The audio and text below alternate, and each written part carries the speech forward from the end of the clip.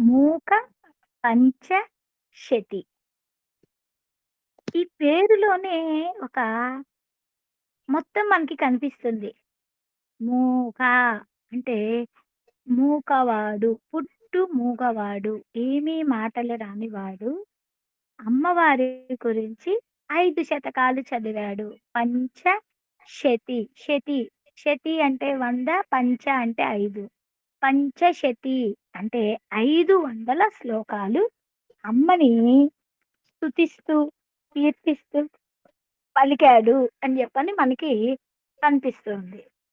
మూగవాడు 500 శ్లోకాలు పలకటం ఏమిటి? మూగవాడు అని చెప్తూ ఉన్నారు. ఆయన 500 శ్లోకాలు చెప్పడం ఏమిటి? అనే సందేహం మనకి కలుగుతుంది ఎవరికైనా. ఏమిటి అది? భగవత్ సంకల్పం. ఏదైనా భగవత్ సంకల్పం ఉంటేనే అది జరుగుతుంది ఖచ్చితంగా. మూగవాడు మహానగరమైన తన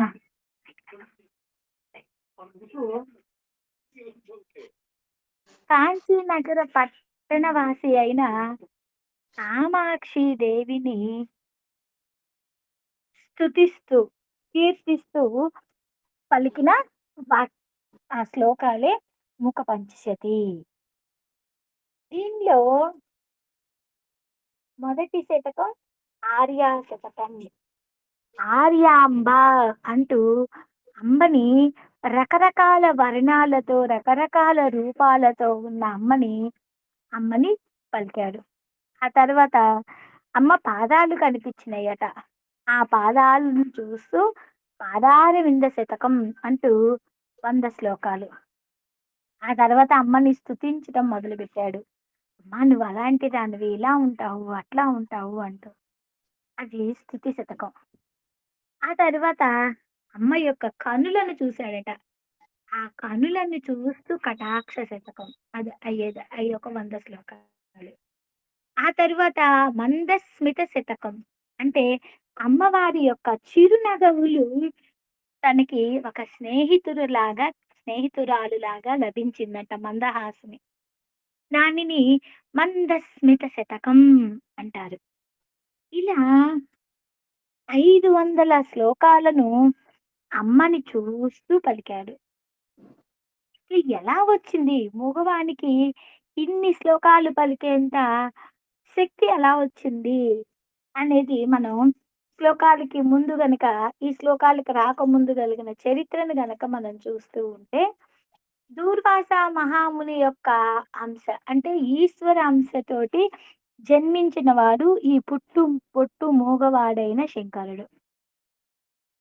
కాంచీ నగరములో ఉన్న కంచి కామాక్షి పీఠములో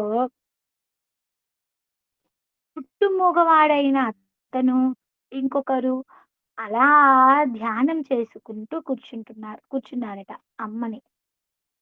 అమ్మ ఎవరినైతే అనుగ్రహించాలి అని అనుకుంటుందో, అమ్మ ఆ కామకోటి పీఠములో అలా తిరుగుతూ ఎవరికైతే తన అనుగ్రహం ఇవ్వాలి అని అనుకుంటే వారికి తాంబూల పిడచని ప్రసాదంగా అందిస్తుందట. అమ్మ చక్కగా ఆ తాంబూల చరవణము చేసుకుంటూ కామకోటి పీఠంలో తిరుగుతూ ఇద్దరు ఉన్న వారి దగ్గరికి వచ్చిందట. మొదటివాడు అన్నీ తెలిసినవాడు. అది ఒక స్త్రీ ఎంగిలిగా భావించాడు. ఇది అమ్మ తాంబూల పిడచ అతనికి అందిస్తే స్త్రీ ఎంగిలి అని, ఆడదాని ఎంగిలి అని చెప్పని అక్కడి నుంచి వెళ్ళిపోయాడట. ఇక మూగవాడైన శంకరులు కూర్చొని ఉన్నారు గదా! ఆ శంకరులకి అమ్మ తాంబూల పిడచ అందిస్తూ ఉంటే, అప్పటిదాకా కళ్ళు మూసుకొని అమ్మ ధ్యానంలో ఉన్న ఆయన గాజుల సవ్వడికి, ఆ గాజుల సవ్వడితో పాటు తాంబూలము స్వీకరించేసేసరికి అమ్మ నమిలి నమిలి ఉన్న ఆ పిడచలో నుంచి పచ్చకర్పూరము, యాలుకలు, ఆహ్, ఇంకా దాంట్లో వేసే సుగంధ ద్రవ్యాల వాసన అతనికి ముక్కు దాకా వచ్చినాయట. ఆ శబ్దానికి, ఆ వాసనకి బహిర్ముఖుడయ్యాడట. ఎదురుగా అమ్మ స్వరూపం కనిపించిందట. ఆ తాంబూల పిడచని ఇవ్వంగానే అతను ఏం చేశాడు, ఏమీ తెలియకుండా నోరు జాపారు. నోటి దగ్గరికి తీసుకొచ్చి పెడితే ఏం చేస్తాం మనం? టక్కున నోరు తెరుస్తాం. అలా ఆయన గూడా నోరు తెరిచాడంట బహిర్ముఖుడై ఒక్కసారి. ఆ అమ్మ నోటిలో నుంచి వచ్చిన ఆ తాంబూల రసము ఆ పిడచలోకి మొత్తము వచ్చేసేసి, అతని నోటిలోనికి వెళ్ళటంతోటే నోట్లో నుంచి అప్పటిదాకా పుట్టు మగవాడైన ఆయనకి మాట అనేది వచ్చి, బహిర్ముఖుడై అంతర్లీనంగా అతనిలో ఉండే శక్తి రూపంలో ఉండే అమ్మవారి శ్లోకాలు వెలువడాయి. మనకి 'సౌందర్య లహరి' చదువుతూ ఉన్నప్పుడు శంకరాచార్యులు వారు తన శరీర త్యాగం చేస్తూ అంటే కేదార్‌నాథ్ దగ్గర నుంచి అక్కడ నుంచి అంతర్లీనం అయిపోయాడు. అక్కడ కనిపించకుండా వెళ్ళిపోయారు అని చెప్తారు. శిష్యులు అడిగారంట స్వామి గురువుగారిని, "గురువుగారు మీరు ఇక్కడి నుంచి వెళ్ళిపోతున్నారు. మరి మాకు దిక్కెవరు?" అని చెప్పనంటే, "ఎక్కడెక్కడ సౌందర్య లహరి ఆ శబ్ద తరంగాల రూపంలో నేను అక్కడ నివసిస్తాను" అని చెప్పని. ఎక్కడైతే సౌందర్య లహరి పారాయణ జరుగుతూ ఉంటుందో, శబ్ద తరంగాల రూపంలో వారి గురు రూపంలో నేను వారికి అనుగ్రహాన్ని ఇస్తాను అని జెప్పారట. అందుకనే మనం 'సౌందర్య లహరి' ఎక్కడైనా చదువుతూ ఉంటే, ఆ శబ్దాలు ఎంత వరకు వెల్లువడి అవుతాయో, ఆ శబ్ద తరంగాల రూపంలో గురువుల యొక్క ఆశీస్సులు మనకు లభిస్తాయి. అలానే మూక పంచశతిని గనక మనము పారాయణ చేస్తూ ఉంటే, ఈ శబ్ద తరంగాల రూపములో కంచి కామకోటి పీఠాధిపతి అయిన ఆ కామాక్షినే మనకి ఉంటుందంట రక్షణ. అంత గొప్పదైనది మూక పంచశతి. మనకి కంచి అనేది అయోధ్య, మధుర, మాయ, కాశీ, కాంచి, అవంతికాపురి ఈ 7 మోక్ష ద్వారాలు అంటారు. మోక్షాన్నిచ్చే పురాలు అంటారు. మనము ఎక్కడికి వెళితే మనకు మోక్షం లభిస్తుంది అంటే, ఈ 7 ప్రాంతాలకు వెళ్ళినప్పుడు మోక్షమొస్తుంది అని చెప్పంటారు. మన భారతదేశం ఏమిటి? కర్మభూమి, ఉపాసనా భూమి, జ్ఞాన భూమి, భక్తి భూమి. ఈ ప్రపంచంలో మరెక్కడా లేని వర్ణాశ్రమ ధర్మ వ్యవస్థ చేయబడుతున్న భూమి. ఈ స్వర్గలోకంలో మరే లోకంలోని కూడా లభించనంత పుణ్యాన్ని మన భారతావనిలో పొందగలము. అత్యధిక సౌభాగ్యాన్ని లభించే భూమి ఏదైనా ఉన్నది అంటే భారతావని.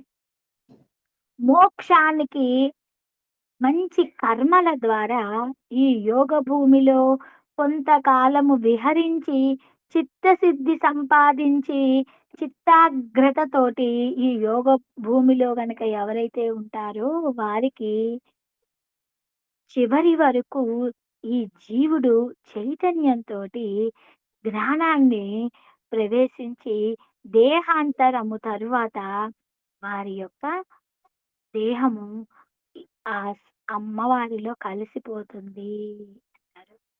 అంటే మూలాధార చక్రం నుంచి సహస్రారం వరకు అన్వయించుకుంటే మన భారతావని ఈ కటీ పైన ఆభరణాలు కాంచిన ఆ కాంచీపుర దేవత ఎక్కడ ఉన్నది?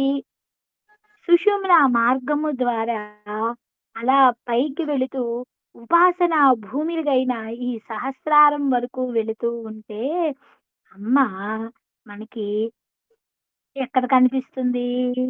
ఓడ్యాన పీఠము లాగా మనకి అంటే స్వాదిష్టాన చక్రం లాగా మనకి కనిపిస్తూ ఉంది.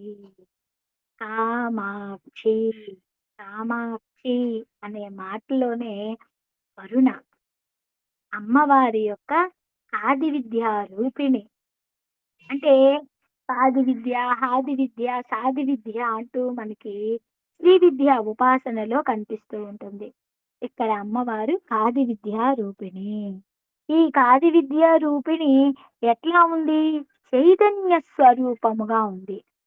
కారణ పరచిద్రూపా కాంచీపుర సీమ్నే కామపీఠగత కాచన విహరతి కరుణ కాశ్మీరస్తవక కోమలాంగలత. అమ్మవారు ఎలా ఉంది? ఒక చైతన్య ప్రకాశముగా ఉంది. కారణాతీతమైన మాయా బిందువుగా ఉన్నది. పరమ కారణముతో ఉన్నది. ఇక్కడ పారమార్థికముగా ఉన్నది. అమ్మవారి అంగము ఒక శరీరము మొత్తము ఒక కుంకుమపు గుత్తి వలె ఉంటే కాశ్మీర స్తబక కోమలాంగలత అంటున్నారు. ఒక కుంకుమపు గుత్తి వలె ఉంటే కాశ్మీరంలో లభించేవి ఏమిటి అంటే మనకి కుంకుమ పూలు. ఆ కుంకుమ పువ్వులాగా ఎంత కుంకుమ పువ్వు వర్ణం ఎంత ఎర్రగా ఉంటుందో అంత కోమలంగా ఉన్నది అంటున్నారు. ఒక లతలాగా ఉన్నది. ఇలా అమ్మని ఈ ఆర్య ఛందస్సుతోటి అమ్మ యొక్క కరుణని మనకి కాంచీపురంలో విహరిస్తూ ఉన్నది. ఈ మనల్ని కాంచీపురంలో ఉండే కామాక్షి అమ్మవారి దర్శనాన్ని మనకు మూకశంకరులు కలిగిస్తూ ఉన్నారు. కారణ పరచిద్రూపా కాంచీ పురసీమ్ని కామపీఠగత కాచన విహరతి కరుణా కాశ్మీరస్తబక కోమలాగలత. ఎలా ఉన్నది? కారణపురమైన చైతన్య స్వరూపిణిగా ఉంది. కుంకుమపు గుత్తి వలె కోమలమైన దేహము గల ఒక దయ. ఆ దయ కాంచీ నగరంలో విహరిస్తూ ఉన్నది. ఆ విహరిస్తున్న ఆ దయ ఏదైతే ఉందో అమ్మ రూపంలో మనకిలా కనిపిస్తుంది.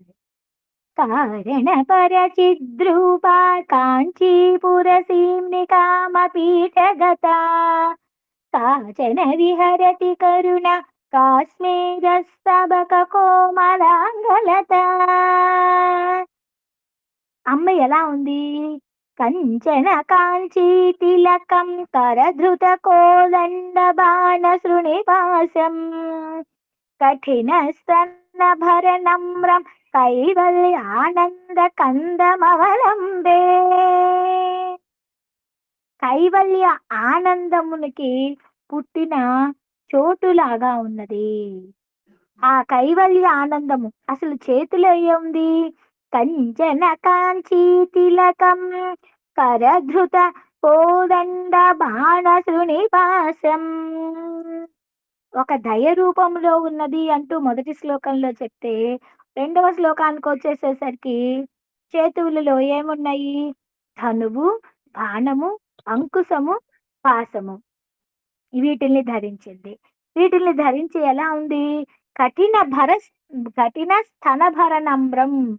కఠినమైన చనువులు అంటే నిండైన వక్షోజాలతోటి వంగి నిండుగా ఉన్నది.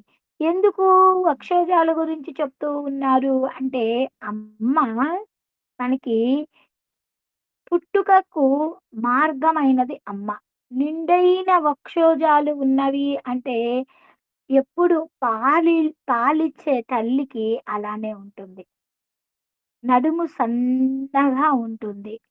నడుము ఎప్పుడైతే సన్నగా ఉండి, ఈ నిండైన వక్షోజాలతో వంగి ఉన్నట్లుగా కనిపిస్తూ ఉంటే, ఈ అమ్మ అందరిని పాలిచ్చి పోషిచ్చే తల్లి. తప్పుగా అర్థం చేసుకోవద్దు ఎవ్వరు. ఈ మాట వినంగానే అందరికీ ఒక విధమైన ఏమిటి ఇలా చెప్తున్నారు అనే ఒక భావన స్త్రీలకే కలుగుతుంది. దానిని తప్పుగా అర్థం చేసుకోవద్దు. దాని ఆంతర్యం ఎందుకు, ఏమిటి అనేది ముందు ముందు శ్లోకాలలో మీకు అర్థమవుతుంది. ఇలా ఎలా ఉన్నది? కైవల్య ఆనందాన్ని పుట్టిన చోటులాగా ఉన్నది. ఒక్క వృక్షము కైవల్యానందం అనే వృక్షము గనక ఉంటే, దానికి కామాక్షిదేవి కందము అయితే, ఆ కందము నుండి వచ్చే మొలక వచ్చి, అది పెద్ద వృక్షమైతే, ఆ వృక్షము మన సంసారానిని, తాపనాన్ని తగ్గించి హృదయానికి చల్లదనాన్ని ఇచ్చేటట్లుగా ఉన్నది. పండి పండనీతో ఉన్న చెట్లు నిండుగా ఉండి వంగితే ఎలా ఉన్నదో అలా ఉన్నది. నిండైన చెట్లకి పండ్లు బాగా నిండుగా ఉన్నాయనుకో, దాని బరువుతోటి అలా వంగి ఉంటుంది చెట్టు. అలా వంగి ఉన్న ఆ చెట్టు కింద బాలుడు ఆడుకుంటూ ఉండి, ఆ పైన వచ్చే ఆ పండ్ల రసాన్ని తాగుతూ ఉంటే ఎట్లా ఉంటుందో అలా ఉన్నది. ఆ చెట్టుని విడిచి ఇక బయటికి రావాలని అనిపించదు. మూక కవి కూడా అలా. ఆయనకి చెట్లు ఎక్కాల్సిన అవసరము లేకుండానే ఆ చెట్లు కింద ఉండే ఫలాలను ఆశ్రితులకి ఇచ్చేటట్లుగా ఉంది.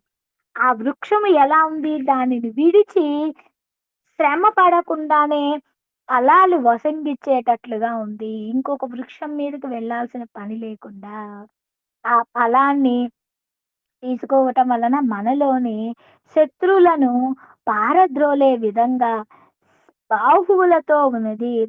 బాణ, అంకుశం అనే బాణాలను ధరించి ఉంది. ఆ చెట్టుని ఆశ్రయించిన వారికి కామ, క్రోధాదర్శన వర్గాలను పోయేటట్లుగా ఉన్నది.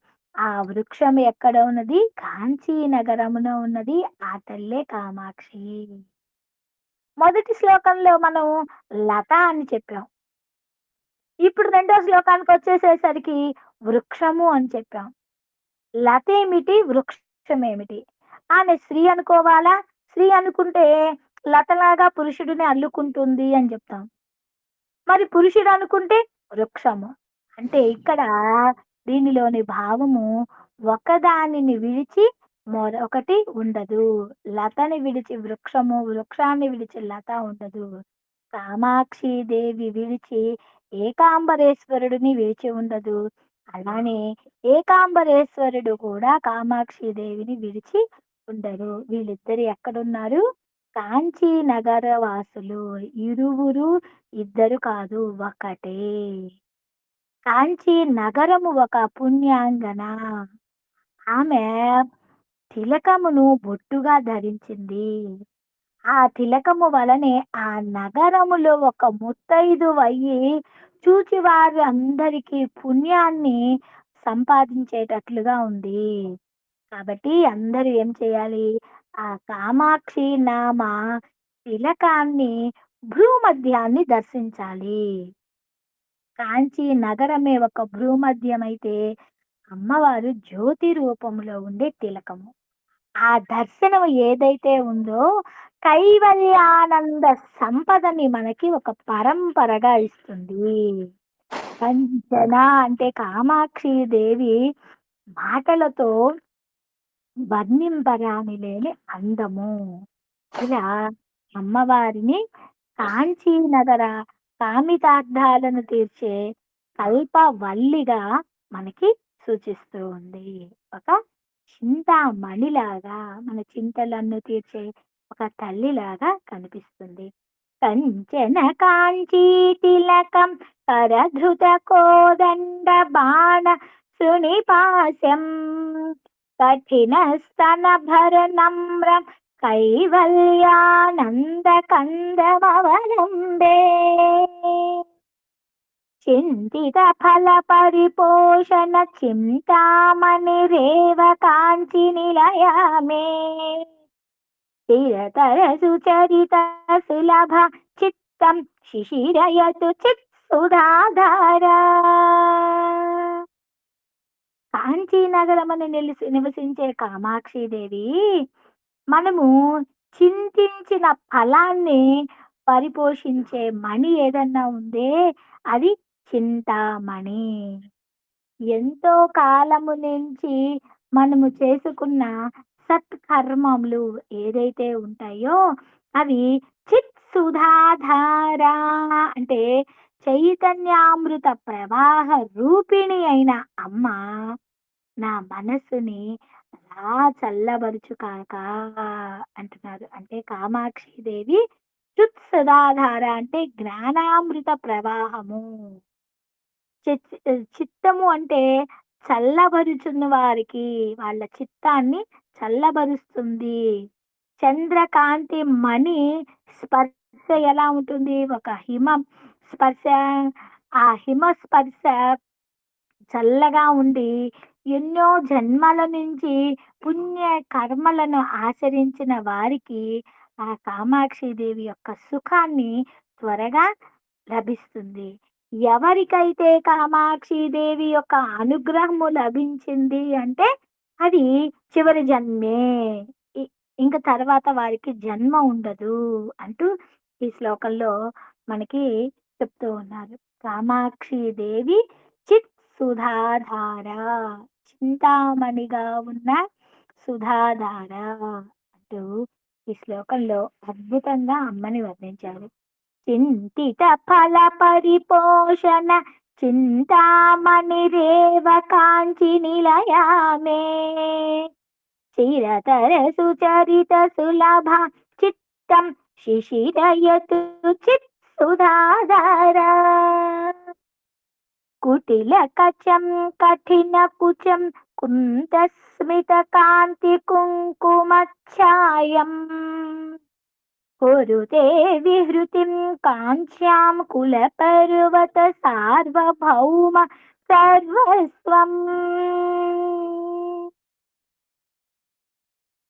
అమ్మ ఎలా ఉన్నది ఇంకా?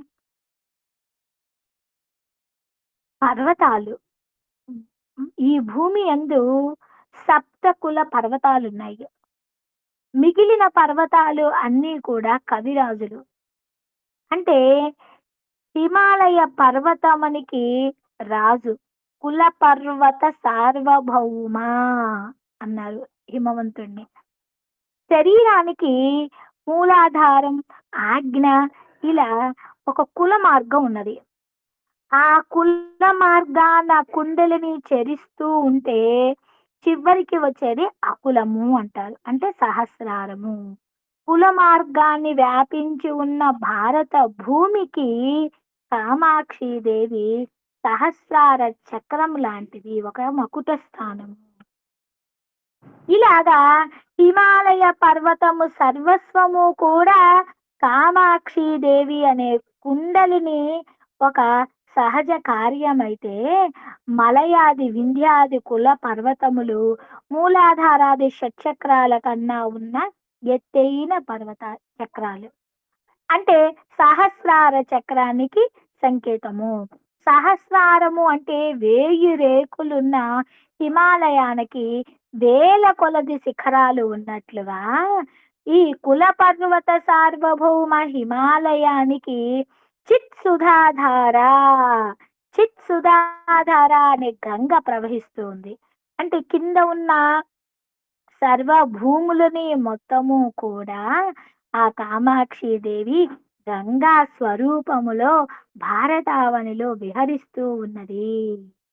ఇలా కుండలిని మార్గంలో సూర్యచంద్ర బింబముల వంటి కఠినమైన 2 పర్వతాలు ఉంటే ఆ మార్గాన్ని చరించే ఒక సాధక యోగ జీవులకు అమృతాన్ని క్షీరమును ఇచ్చిన కఠిన కుచం, కుటిల కచం అన్నట్లుగా ఉంది. ఇంకా ఎలా ఉంది అమ్మా? కుందస్మిత కాంతి కుంకుమ ఛాయం అంటున్నారు. కుందస్మిత కాంతి కుంకుమ ఛాయం అంటే సూర్యబింబము ఆ ఒక కుంకుమ ఛాయం అయితే చంద్రబింబము ఒక కంద ఛాయం అవుతుంది. అంటే అమ్మవారి పాదాలకే కాకుండా స్తనములకు కూడా రంగులను ఆశ్రయిస్తూ ఉంది. చంద్రునికి కుంద ఛాయము అంటే అమ్మవారి అనుగ్రహము. అమ్మవారి యొక్క చిరునవ్వు కుందఛాయ అంటే చంద్రునికి కలిగింది. అమ్మవారి స్తనములు శివలింగానికి అలా శివుని యొక్క రొమ్మునికి భస్మమైనప్పుడు, ఆ భస్మము అంటే శివుడిని ఆమె ఆలింగనము చేసుకున్నప్పుడు, ఆ శివుని మీద రొమ్ము మీద ఉన్న భస్మము యొక్క పూత అంటే అమ్మ కుందఛాయములు అయినది. దాని మీద అమ్మవారు కుంకుమ లేపనాన్ని వనర్చారు. లత్తుకు పూసిన అమ్మవారి ఎర్రటి పాదాలపైన శివుని యొక్క ఆ పాల భాగంలో ఉండే విభూది రేఖలు ఎలాగైతే అమ్మవారి పాదాల సోకి కుంకు కుందమచ్చాయగా అయితాయో, అమ్మవారి పెదవులు ఎర్రగా ఉండి, అమ్మవారి చిరునవ్వు తెల్లగా ఉంటే, దానికి కుంకుమ ఛాయలు మొహానికి ఎలాగైతే ఈ ఛాయలు ఈ అర్ధనారీశ్వర తత్వంతో ఉన్నారో, అమ్మవారు అరుణ రూపంలో, అయ్యవారు శుద్ధ స్ఫటిక రూపంతో ఉన్నప్పుడు ఎలా ఉన్నారో, అలా మనకి అమ్మని, అయ్యని చిరునవ్వు రూపంలో ఉండే వారిని మనకి కనిపిస్తుంది.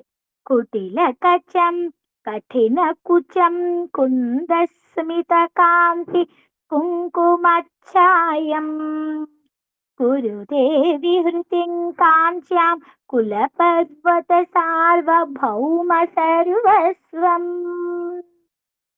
ఇక ఐదో శ్లోకానికి వెళ్దాం. పంచశర శాస్త్ర బోధన పరమాచార్యేణ దృష్టిపాతేన కాంచీ శ్రీమృకుమారి కాచన మోహయతి కామజేతారం. పంచశర శాస్త్ర బోధన పరమాచార్యేణ అంటే కామశాస్త్ర బోధనకు అమ్మవారు పరమ ఆచార్య రూపమైనది. కామశాస్త్ర బోధన అంటే కాది విద్య. ఈ కాది విద్యని సూచించే ఒక కుమారి రూపములో అమ్మ దృష్టిపాతముతోటి మోహింపచేస్తుంది. కాంచీపుర పరిసరములందు ఒక కుమారి ఉన్నదట. ఆమె బాల్యాన్ని దాటి యవ్వనంలోకి అడుగు పెడుతూ ఉందో లేదో అప్పుడు కాముని జయించిన శివుడినే మోహింపజేస్తూ ఉన్నదట. ఇలా ఉన్న కుమారి అనే శబ్దము కటాక్షము కామశాస్త్ర రూపములో బోధించటానికి పరమ ఆచార్యుడైనది. కామాక్షి దేవి ఇలా ఇతరులు ఎవ్వరూ ఆ మాట చెప్పల, పరమాచార్యుడు అని. వారి బోధనలతోటే అమ్మ ఆచార్యుని ద్వారా జ్ఞానము బోధించి, జ్ఞానబోధ యందు ఆ ఆ ఉన్న ఆ కామాక్షి దేవి యొక్క జ్ఞానమే స్వరూపము. ఆమె జ్ఞాన విజ్ఞాన ఘన విగ్రహము. ఆ విగ్రహముల అవయములన్నీ కూడా అమ్మవారి యొక్క చూపులోనే ఆచార్య తత్వం కాదు. విగ్రహములోని ప్రతి అంగము కూడా మనకి ఆచార్య తత్వాన్ని మనకి సూచిస్తూ అనుగ్రహాన్ని ఇస్తుంది. అమ్మవారి కటాక్షము కామునికున్న ఆయుధాల కన్నా గొప్పది. వాటిపైన ఇక ఏ ఆయుధాలు పనిచేయవన్నమాట. లౌకిక సుఖాలు కోరి అమ్మను ఆరాధించి ఆమె కటాక్షాన్ని పొంది ఈ కావలసిన ఐశ్వర్య సిద్ధిని కూడా అమ్మవారు తన దృష్టిపాతముతోటి మోహాన్ని కూడా త్యజింపజేసి కైవల్య సుఖాన్ని ఇచ్చే అమ్మ అంటూ ఈ శ్లోకంలో మనకి చెప్పారు చక్కగా. పంచశర శాస్త్ర బోధన పరమాచార్యేణ దృష్టిపాతేన కాంచీ శ్రీమృకుమారి కాచన మోహయతి కామ జేదారం. ఒకసారి మళ్ళీ 5 శ్లోకాలని చదువుతానే.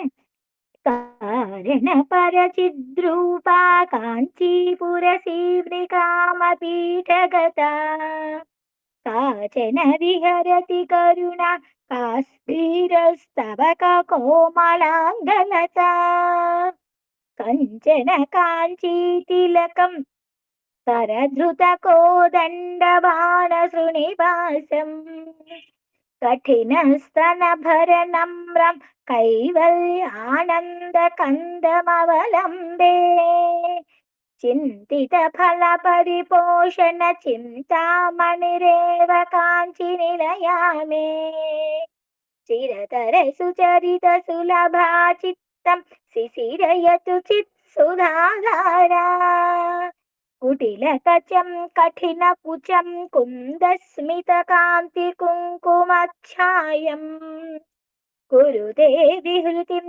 काञ्च्यां कुलपर्वतसार्वभौमसर्वस्वम् पञ्चशरशास्त्रबोधनपरमाचार्येण दृष्टिपातेन काञ्चीसीम्निकुमारी काचन मोहयति काम जेतारम्